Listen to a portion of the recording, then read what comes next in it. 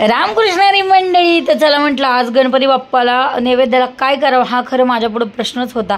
मला यावर्षी ना गणपती बाप्पाला काहीच बाहेरून आणून चारायचं नाही आहे. सगळं जे काही करायचं ना सगळं मला घरीच करायचं आहे.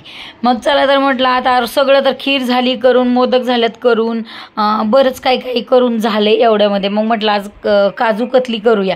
तसं काजू कतली ना याआधी मी तुम्हाला सांगितलं ना की आम्ही बोपडीला राहत होतो ना, त्यावेळेला मला बऱ्यापैकी एक रघु शेठ म्हणून होते ना, त्यांच्याकडून बरंच काय ऐकलेलं आहे स्वीटसाठी, स्वीटबद्दल, गुलाबजाम, बासुंदी किंवा ही काजू कतली वगैरे सगळंच. मग म्हटलं चला काजू कतली करूया. तर याच्यासाठी ना मी 2 वाट्या काजू घेतलेल्या आहेत मोजून. अगदी छोटीशीच वाटी घेतली. म्हटलं तर हे केलं तर गणपती बाप्पा तर काय नुसता वासाचा धनी, आपणच खातोय सगळं. शिवम गोड खात नाही.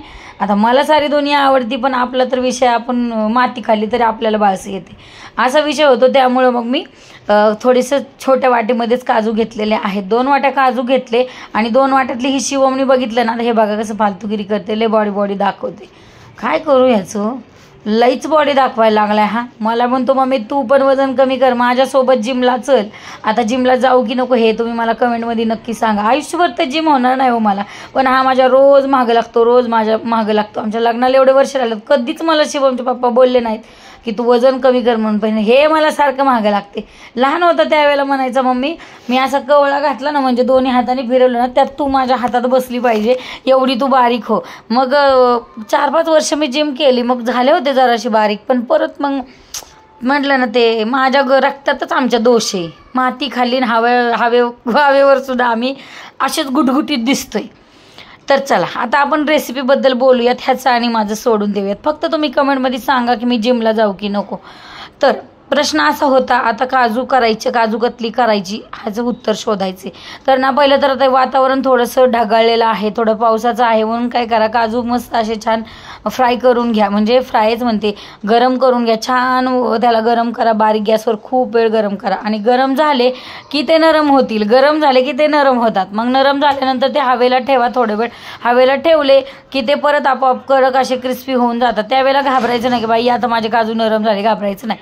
तर मग परत शिवम म्हणल्यामुळं साखर कमी केली आणि 2 वाट्या काजू होते ना, तर त्याला अर्धीच वाटी मी साखर घातलेली आहे. आता अर्धी वाटी साखर घातली आणि अर्धीच वाटी त्याच्यामध्ये पाणी घातलेलं आहे. नंतर मग काजू चांगले कडक झाले ना, मग मिक्सरमधून छान असे फिरवून घ्यायचे, बारीक करायचे. आणि मंद आचेवर न करता मोठ्या ह्याच्यावर जरी केली काजू पाक तरी तो होऊन जातो पटकन. फक्त याला आता ती गोळी म्हणतात ना, ती गोळी होऊ द्यायची नाही. गोळीचा आधीचा जो प्रकार असतो ना पाकाचा, तो करून घ्यायचा. तो व्हायला काही वेळ लागत नाही. मला तर वाटतं 60, 70, 80, 120 सेकंदात, म्हणजे 2 मिनिटात हे काम होत असेल असं मी सांगू शकते तुम्हाला. चला तर आता आपला पाक तयार झालेला आहे. मी कधीच कडक पाक करत नाही, कारण कडक पाक केल्यावर शक्यतो गोष्टी हाताच्या बाहेर जातात.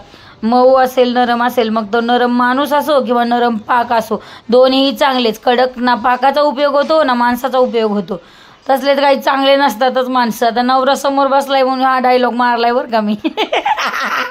चला व्लॉग तुम्ही व्यवस्थित जर बघत असताल तर माझ्या वडिलाचं तुम्हाला हसू येत असेल.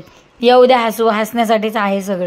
मस्त असं खूप वेळ बारीक गॅसवर हलवायचं जोपर्यंत कढई सोडून, म्हणजे कढईला सोडून हे वरती निघत नाही ना, तोपर्यंत हे हलवायचं. आता हे हलवायला थोडासा वेळ लागू शकतो. मला पण एक 4-5 मिनटं लागले हे सगळं हलवायला. म्हणजे आपण काय म्हणतो की ज्यापर्यंत कढईला सोडून हे चिकटते ना, चिकटायचं सोडलं ना कढईने, की मग आपली काजू कतली तयार झाली असं आपण समजायचं. याच्यात बराचसा वेळ गेला माझा, पण असू द्या. बाहेरच्या आता म्हणतात ना खूप ह्याच्यामध्ये मिठाईमध्ये मिलावट येते किंवा दुय्यम दर्जाचं वापरतात काय. त्यामुळं मी ठरवलेलं आहे की आपण घरीच सगळं करायचं आहे. तर अशी पांढरी व्हायला लागली आणि कढईला सोडली की ती काढून घ्यायची. आता व्हिडिओमध्ये बघायला फार मज्जा वाटते बरं का, हे करायचं ते करायचं, पण सत्यात उतरवायचं म्हटलं की फार मेहनत असते त्याला. मग छान असं प्लास्टिकचा कागद शोधला आणि प्लास्टिकचा कागद पहिला तर स्वच्छच होता बरं का. त्याला थोडंसं तूप लावून घेतलं आणि तूप लावून घेतल्याच्या नंतर मला माहीत नव्हतं तूप लावायचं आहे का नाही आहे, पण मला असं वाटत होतं की ह्या काजू कतलीच्या गरमीमुळं कदाचित हे पागळू शकतो कागद, पण नाही पागळला, कारण तो प्लास्टिक जरा चांगल्या क्वालिटीचं होतं. त्यामुळे ते पागळलेलं नाही आहे. इतकं छान झालं होतं, मस्त त्याला खालून वरून परत एकदा चपातीसारखं हाताखालून काढलं. आणि मग मला विचार होता की मोठा पेपर असून त्याच्यावर मोठं करावं, पण ठीक आहे म्हटलं, खायलाही कोण नाही आहे. आणि दुसरं म्हणजे वरचे 2च मुलं येतात आरतीला, खूप सारी लोक येत असते आरतीला, तर मग पातळ पातळ वड्या पाडल्या असत्या, पण एवढी लोक काही आरतीला नसतात. त्यामुळं मग म्हटलं असू द्या, जाड तर जाड. खरं तर मला ह्याच्यासाठी तो पेपर आणायचा होता, सिल्वरचा कागद आणायचा होता, पण तो काय भेटला नाही. मग म्हटलं गणपती बाप्पा चालवून घेईल, तर आपली काजू कतली तयार आहे. मग रात्री गणपती बाप्पाला दाखवली. आणि तुम्ही आज काय नैवेद्य केला हे पण कमेंटमध्ये नक्की सांगा.